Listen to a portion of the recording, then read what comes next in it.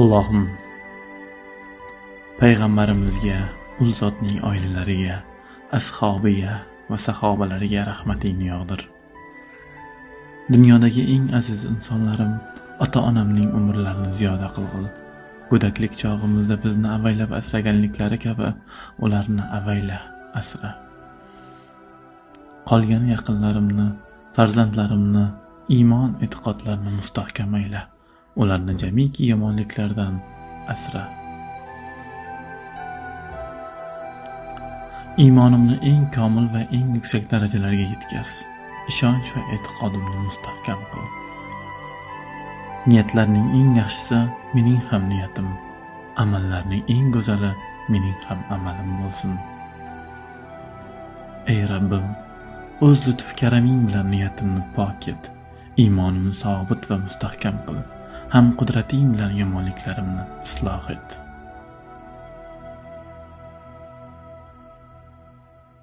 Ey ulug' Rabbim, umrimni bandalik vazifam bo'lgan ishlarga sarf etishlikni nasib ayla. O'zingdan boshqalarga yolvoradigan qilma meni. Mendan rahmatingni dariq tutma. Meni mol-mulk, obro', martaba va dunyoga hirs qo'yishdan asra. Shon-sharaf, kibr va g'urur orqasidan yuguradigan qilma. Ibodatlarimni xolis va to'kis ado etishga o'zing madad ber. Qo'llarimni insonlarga saxovatli qil, xulqimni Qur'on ila ziynatla. Nafsimni eng yaxshi ko'rish va maqtanishdan saqla. Menga insonlar orasida nafsimga loyiq mavqe ber. Nafsimni yo'ldan ozdiradigan obro' va izzat berma. Ey adli ilohiy Rabbim, adolatning keng dasturxonida meni ham solihlik libosi ila yasantir.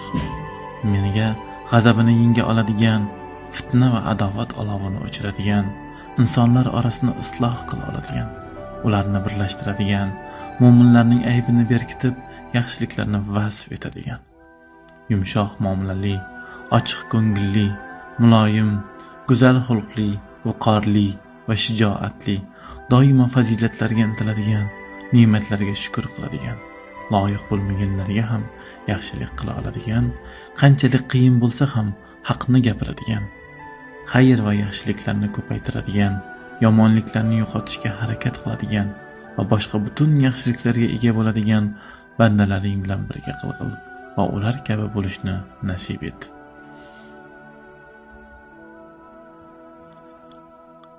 Yo Rabbim, meni zarurat onida do'stlaringga yordamga yuguradigan qil, chetdan tomoshabin bo'lib turadigan qilma. Chorasiz vaqtimda sendan boshqasidan yordam so'raydigan, yo'qsul holatimda sendan boshqasiga tiklanadigan, qo'rqqan paytimda sendan boshqasidan qo'rqadigan qilmagin. Faqat sening huzuringdagina xorizali va faqir bo'lishni nasib et. Ey Rabbim, sening fazl va karamingdan umidvorman. Sening mag'firatingga loyiq bir amal sohibi bo'lishni nasib ayla. O'zimni hisob-kitob qilib ko'rsam, sening ihson va fazlingdan boshqa umid va sarmoyam yo'q ekan. Mendan fazl va ihsoningni dariq tutma. Allohim, meni hidoyatga yetaklaydigan aql, ilm va taqvo ber. Axloq va muomalamni go'zal ayla. O'zing yaxshi ko'radigan va rozi bo'ladigan narsalaringga oshno qil. Sirot-i mustaqimda yurishlikni nasib et. Sening so'zing dunyoda oliy bo'lishi va sening roziligingni qozonish yo'lida menga kuch va madad bergin. Allohim, menga kuch va